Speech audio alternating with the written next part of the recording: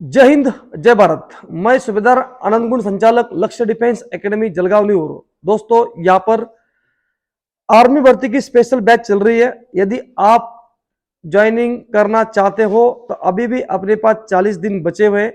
मैं यहाँ पर आपको 80 प्लस स्कोर की यहाँ पर मैं आपको गारंटी देता हूँ। आज से डेली 15 क्वेश्चन मैं यहाँ पर आपको जीके, कभी मैथ, कभी रीजनिंग, वो डेली लाया करूंगा। अभी तक अगर आपने लक्ष्य डिफेंस एकेडमी का चैनल सब्सक्राइब नहीं किया, चैनल को सब्सक्राइब कीजिए, वीडियो को लाइक कीजिए, शेयर कीजिए। दोस्तों, आज का पहला क्वेश्चन है, आगरा शहर किस नदी के तट पर बसा हुआ है? आगरा शहर किस नदी के तट पर बसा हुआ है? दोस्तों, वो है ऑप्शन नंबर 1 नर्मदा, यमुना, झेलम या फिर सतलज। देखो, इसका आंसर है यमुना नदी। यमुना नदी के किनारे जो है आगरा शहर बसा हुआ है। तो और कौन कौन से शहर जो है यमुना नदी के किनारे बसे हुए? नंबर 1, अगर आपसे पूछते हैं तो आगरा के बाद दिल्ली आएगा। दिल्ली शहर भी यमुना नदी के किनारे बसा हुआ है। नेक्स्ट, फिर मथुरा, आप लोग है तो मथुरा शहर भी यमुना नदी के किनारे बसा हुआ है। नेक्स्ट, नर्मदा नदी के किनारे कौन सा शहर बसा है? तो नर्मदा नदी के किनारे जबलपुर शहर जो है ये नर्मदा नदी के किनारे बसा हुआ है। नेक्स्ट, झेलम, झेलम नदी के किनारे श्रीनगर, श्रीनगर जो है झेलम नदी के किनारे बसा हुआ है। सतलज, सतलज नदी के किनारे अगर मैं आपसे बात करूंगा तो फिरोजपुर, फिरोजपुर, फिरोजपुर जो शहर है ये सतलज नदी के किनारे बसा है। फिरोजपुर पड़ता है पंजाब में। दोस्तों, कहां पड़ता है? पंजाब में। और कुछ इंपोर्टेंट जो है, इंपोर्टेंट कुछ नदी और इंपोर्टेंट शहर जो उसके किनारे बैठे हैं वो भी आप लिख लो। कोलकाता शहर जो है, कोलकाता शहर ये हुगली नदी के किनारे बसा हुआ है। हुगली नदी के किनारे बसा हुआ है कोलकाता शहर। नंबर 2, फिर मैं बात करता हूं आपको अहमदाबाद। अहमदाबाद ये साबरमती नदी के किनारे बसा हुआ है, साबरमती। उसके बाद चेन्नई, चेन्नई शहर अडियार, चेन्नई शहर जो है अडियार नदी के किनारे बसा हुआ है।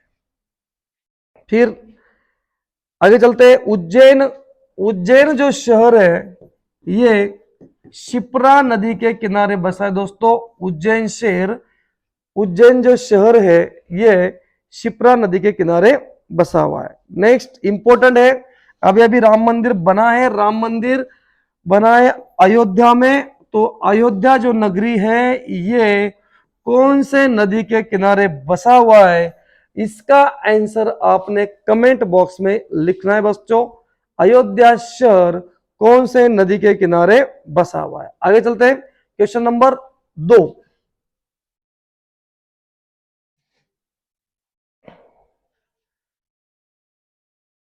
स्वर्ण मंदिर किस धर्म से संबंधित है? स्वर्ण मंदिर किस धर्म से संबंधित है? ऑप्शन नंबर 1 सिख धर्म, नंबर 2 जैन धर्म, नंबर 3 मुस्लिम धर्म। दोस्तों, स्वर्ण मंदिर जो है सिख धर्म से संबंधित है। इसका आंसर है ऑप्शन नंबर ए, सिख धर्म से संबंधित है। सिख धर्म से संबंधित आपसे और भी क्वेश्चन पूछे जा सकते हैं। सिख धर्म के जो गुरु है वो 10 गुरु है। कितने हैं? 10 गुरु। सिख धर्म की स्थापना किसने की थी? तो सिख धर्म की स्थापना जो है ये गुरु नानक, प्रथम गुरु गुरु नानक, इन्होंने सिख धर्म की स्थापना की थी बच्चों। एक उन 10 गुरु हुए सिख धर्म में। तो वो अगर आपने याद रखना है तो उसके लिए एक ट्रिक्स है, वो ट्रिक्स मैं आपको एक मिनट, वो ट्रिक्स मैं आपको बताता हूं, उस ट्रिक से आप आराम से उसको याद कर सकते हो। बच्चों ट्रिक्स है, देखो ठीक से लिख लेना इसको।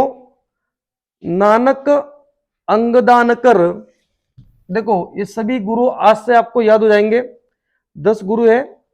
इसकी ट्रिक्स, नानक अंगदान कर, नानक अंगदान कर, अमर हो राम के, अमर हो राम के पास चले गए, अमर हो राम के पास चले गए, पास चले गए, लेकिन अर्जुन ने गोविंद की राय ली, लेकिन अर्जुन ने गोविंद की राय ली, अर्जुन ने गोविंद की राय ली,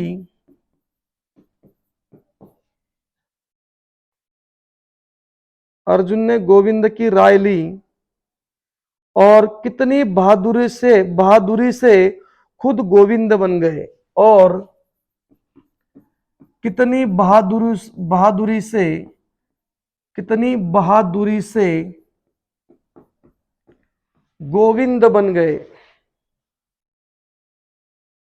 कितनी बहादुरी से खुद गोविंद बन गए, गोविंद बन गए।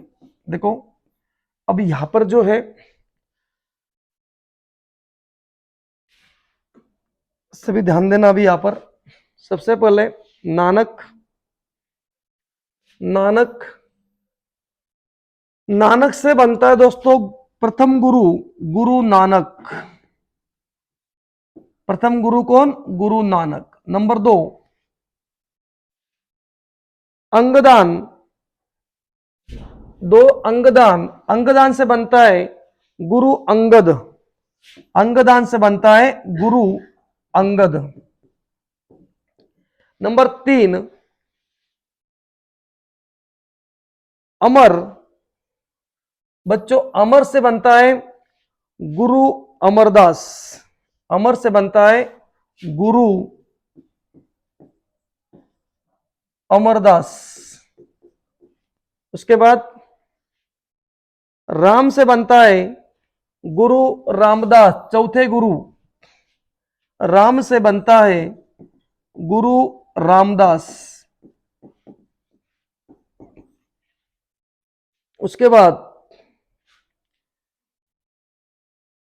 अर्जुन से बनता है पांचवे गुरु, गुरु अर्जुन, अर्जुन से बनता है पांचवे गुरु, गुरु अर्जुन। उसके बाद 6 नंबर पे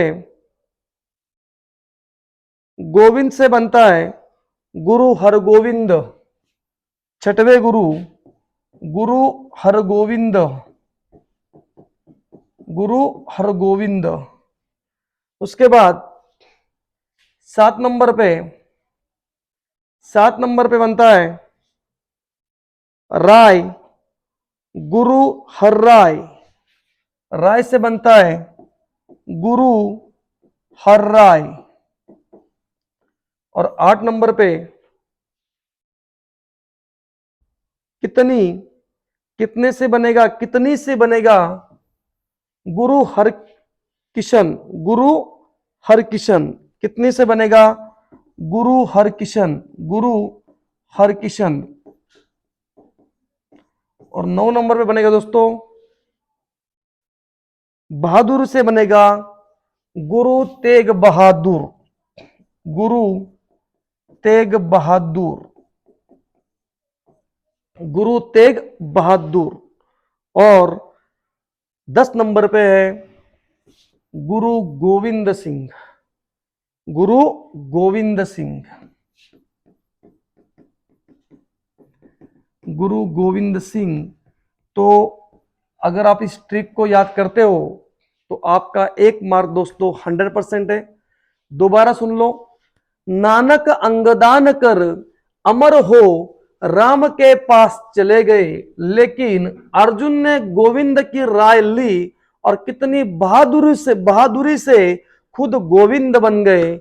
देखो, नानक से गुरु नानक, अंगदान से गुरु अंगद, अमर से गुरु अमरदास, राम से गुरु रामदास, अर्जुन से गुरु अर्जुन, उसके बाद गोविंद से गुरु हरगोविंद, राय से गुरु हर राय, कितनी से गुरु हरकिशन, और बहादुर से गुरु तेग बहादुर, और गोविंद से गुरु गोविंद सिंह। ये आपके हो गए 10 सिख धर्म के गुरु। आगे बढ़ते हैं।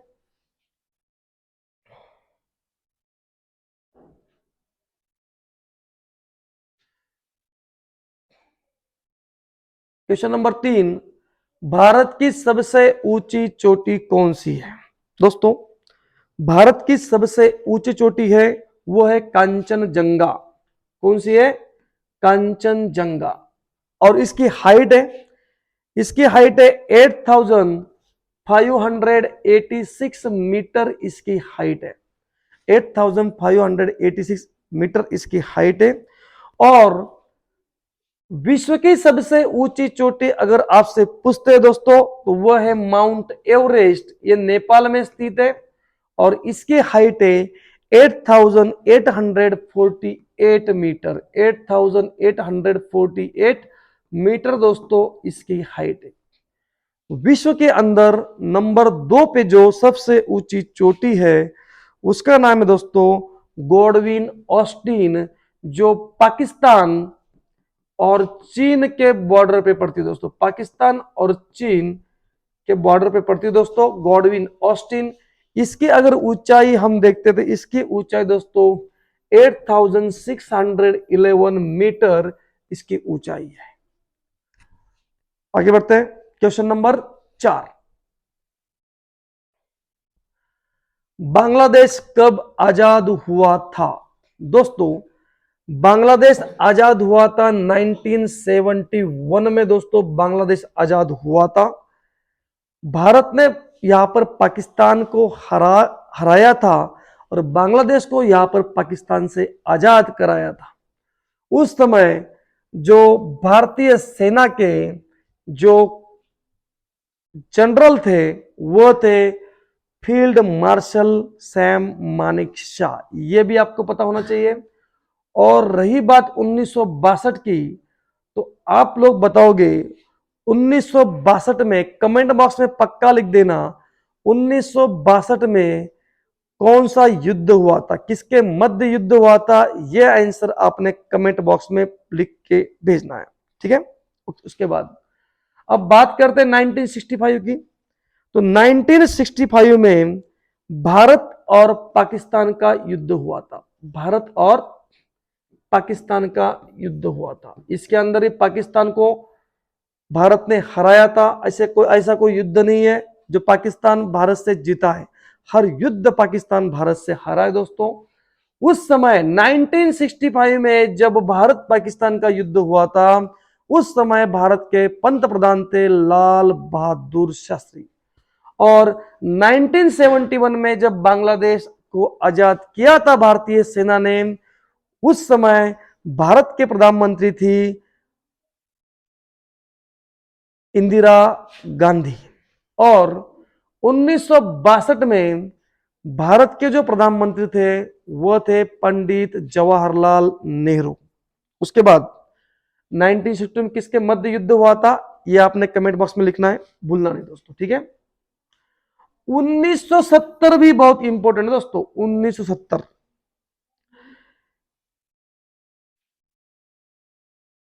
1970 में श्वेत क्रांति की लहर आई थी। श्वेत क्रांति की दोस्तों लहर थी 1970 में। यह भी आपको पता होना चाहिए। आगे बढ़ते हैं। क्वेश्चन नंबर 5, विराट कोहली किस खेल से संबंधित है? बच्चा बच्चा जानता है दोस्तों, लेकिन पिछली बार जो है एक शिफ्ट में क्वेश्चन पूछे गए थे। आप बोलोगे सर इतने आसान क्वेश्चन ले रहे हो। यस, नए नए बच्चे हैं तो उनको थोड़े हार्ड लगेगा, लेकिन जो पुराने बच्चे उनको आसान लगेगा। पिछले जो क्वेश्चन पेपर हुआ था, पिछली बार जो ऑनलाइन एग्जाम हुआ था, उसके अंदर ये सभी क्वेश्चन पूछे गए थे बच्चों। देखो, विराट कोहली का संबंध भाई क्रिकेट से, किससे? क्रिकेट से। अब जो है कुछ प्लेयर मैं आपको बताता हूं टेनिस से संबंधित प्लेयर, उनका नाम सुन लो। जैसे सुमित नांगल, ये बहुत इंपॉर्टेंट है। सुमित नांगल रैंकिंग में वो नंबर 1 चल रहे, ये टेनिस से संबंधित है। उसके बाद लिएंडर पेस, लिएंडर पेस, महेश भूपति, उसके बाद रोहन बोपन्ना, मैं लिख के दूं सभी, लिख देता हूं। लिएंडर पेस, लिएंडर पेस, महेश भूपति, महेश भूपति, उसके बाद रोहन बोपन्ना, ये सभी टेनिस से संबंधित प्लेयर है, ठीक है। और बैडमिंटन से संबंधित जो प्लेयर है, देखता हूं आप कितना जानते हो। इनका आंसर आपने जितने भी जानते हो बैडमिंटन से संबंधित भारतीय प्लेयर, भारतीय खिलाड़ी, भारतीय खिलाड़ी, ये आपने कमेंट बॉक्स में लिख करके लिखना है, ठीक है। आगे चलते हैं, क्वेश्चन नंबर 6।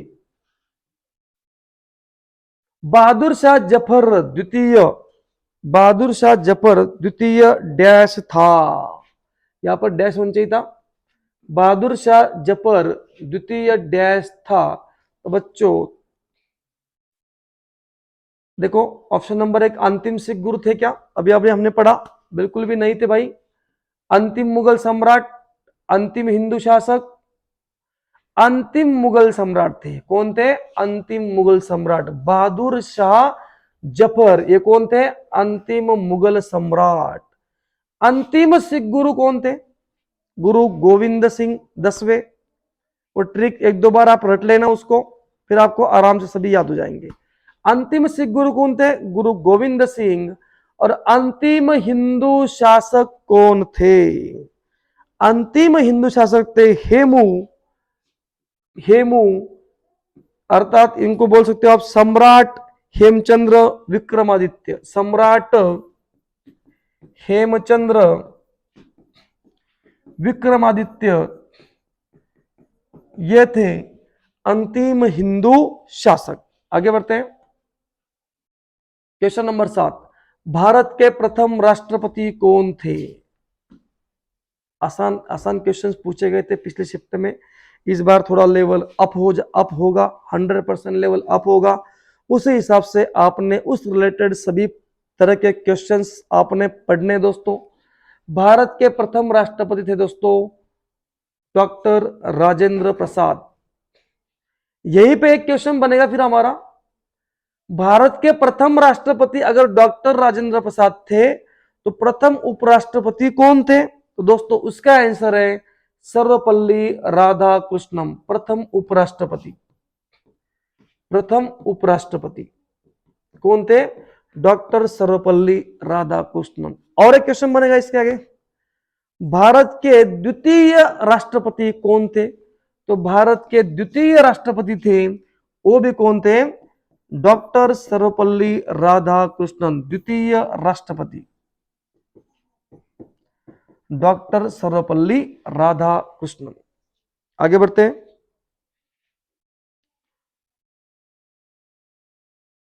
Question number 8।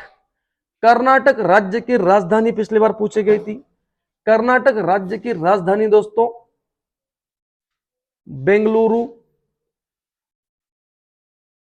देखो यहां पर कोलकाता किसकी राजधानी है? पश्चिम बंगाल, वेस्ट बंगाल की। इलाहाबाद का नया नाम, इलाहाबाद शहर का नया नाम क्या रख दिया है? प्रयागराज। यहां पर एक टास्क मैं आपको दे रहा हूं, सभी राज्यों की राजधानी बच्चों याद कर लेना, सभी राज्यों की राजधानी याद कर लेना। राजधानी, राज्यपाल, मुख्यमंत्री पक्का पेपर में पूछे जाते हैं। आगे बढ़ते हैं, क्वेश्चन नंबर 9। भारतीय थल सेना के वर्तमान अध्यक्ष कौन है? भारतीय थल सेना के वर्तमान अध्यक्ष कौन है दोस्तों? तो भारतीय थल सेना के वर्तमान अध्यक्ष है जनरल मनोज पांडे। जनरल मनोज पांडे साहब है अभी भारतीय सेना के अध्यक्ष। उसके बाद अगर मैं आपसे क्वेश्चन पूछता हूं, नेवी के चीफ कौन है अभी? नेवी चीफ कौन है?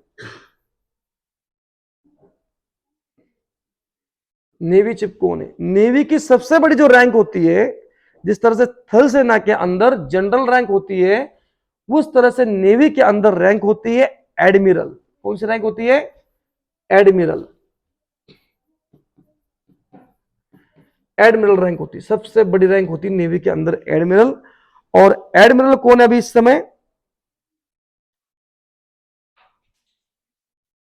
Hari Kumar. Admiral Hari Kumar, navy chief है एडमिरल हरि कुमार। और जो एयरफोर्स चीफ है, एयरफोर्स के एयरफोर्स के जो चीफ है वो है दोस्तों, उनको बोलते उनकी सबसे बड़ी रैंक होती है एयर चीफ मार्शल। क्या बोलते हैं उसको? Air chief marshal. Air chief marshal दोस्तों उनका नाम है वी आर चौधरी। उनका नाम है वी आर चौधरी है वायुसेना के चीफ। एयर चीफ मार्शल कौन है? V R Chaudhari. नेवी के चीफ कौन है? हरि कुमार, एडमिरल हरि कुमार। थल सेना के चीफ कौन है? जनरल मनोज पांडे। और इससे रिलेटेड एक क्वेश्चन आपको बताऊं, भारत के प्रथम सीडीएस कौन थे? प्रथम सीडीएस, प्रथम सीडीएस दोस्तों वो थे general Bipin Rawat. General Bipin Rawat helicopter दुर्घटना में इनकी मृत्यु हुई थी, जनरल बिपिन रावत जी की। इनको पद्म भूषण पुरस्कार से भी इन्हें सम्मानित किया गया है। जनरल बिपिन रावत को पद्म भूषण पुरस्कार से इन्हें सम्मानित किया गया है। द्वितीय सीडीएस अगर आपसे पूछते, सीडीएस प्रथम सीडीएस है CDS chief defence staff. CDS का फुल फॉर्म क्या है? Chief of defence staff. Chief of defence staff, chief of defence staff, chief of defence staff. अब सेकंड सीडीएस कौन है? वह दोस्तों lieutenant general Anil Chauhan. Lieutenant general Anil Chauhan ये अभी सीडीएस का काम देख रहे हैं, लेफ्टिनेंट जनरल अनिल चौहान। चलो आज का क्वेश्चन आप सभी के लिए कमेंट बॉक्स में पक्का लिख के भेज देना अगर आप आर्मी की तैयारी सही तरीके से कर रहे हो। नंबर 1, आर्मी डे कब मनाया जाता है? नेवी डे कब मनाया जाता है? और एयर फोर्स डे कब मनाया जाता है? इस सभी के आंसर आपके कमेंट बॉक्स के अंदर आपने सभी आंसर भेजने दोस्तों, ठीक है। चलो क्वेश्चन नंबर 10, सरदार सरोवर बांध परियोजना किस नदी पर स्थित है? किस नदी पर स्थित है सरदार सरोवर बांध परियोजना? किस नदी पर स्थित है दोस्तों?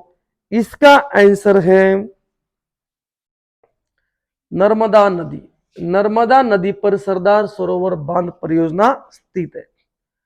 अगर मैं बात करता हूं सतलज नदी के ऊपर कौन सी परियोजना है? सतलज नदी के ऊपर है भाखड़ा नांगल बांध। भाखड़ा नांगल बांध ये परियोजना दोस्तों कहां पर है? सतलज नदी के ऊपर है भाखड़ा नांगल परियोजना, भाखड़ा नांगल बांध। उसके बाद अगर मैं बात करता हूं भागीरथी नदी के ऊपर, भागीरथी नदी के ऊपर है टिहरी बांध। टिहरी बांध, और टिहरी बांध के बारे में, ये बांध जो है भारत का सबसे ऊंचा बांध, भारत का सबसे ऊंचा बांध अगर कोई है तो वह है टिहरी बांध। और कौन से नदी के ऊपर है वो? भागीरथी नदी के ऊपर है टिहरी बांध। आगे,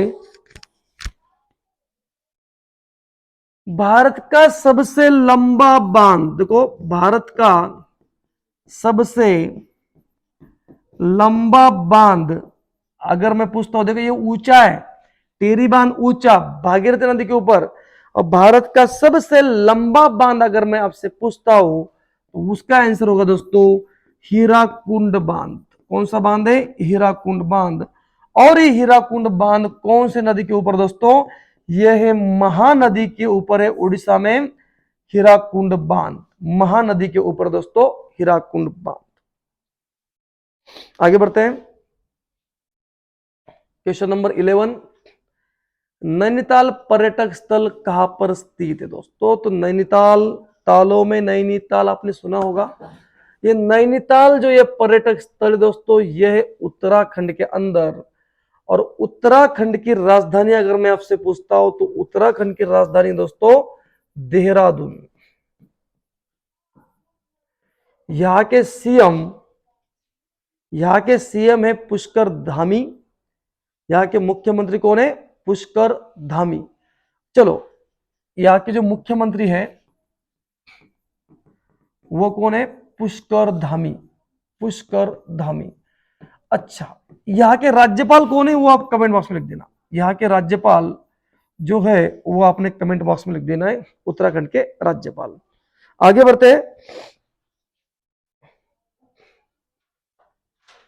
क्वेश्चन नंबर 12, जोधपुर से संबंधित यहां पे कौन है? पंजाब तो नहीं है, महाराष्ट्र नहीं है, राजस्थान। जोधपुर संबंध कौन दोस्तों? राजस्थान है। राजस्थान की राजधानी दोस्तों कौन क्या है? जयपुर राजस्थान की राजधानी है। और जयपुर को क्या बोलते हैं? गुलाबी शहर बोलते दोस्तों, पिंक सिटी, गुलाबी शहर। पंजाब चंडीगढ़, महाराष्ट्र मुंबई, उत्तराखंड देहरादून। आगे बढ़ते, क्वेश्चन नंबर 13, क्षेत्रफल के आधार पर भारत का विश्व में कौन सा स्थान है? देखो, सबसे इंपॉर्टेंट क्वेश्चन है। अभी जो है मैं एक काम करता हूं, आपको क्षेत्रफल का के आधार पर भारत का विश्व में 7वां स्थान है। कौन स्थान है? 7वां। फिर फर्स्ट कौन, सेकंड कौन, थर्ड कौन, फोर्थ कौन, फिफ्थ कौन, सिक्स कौन, ये सभी मैं आपको अभी ट्रिक्स बता रहा हूं।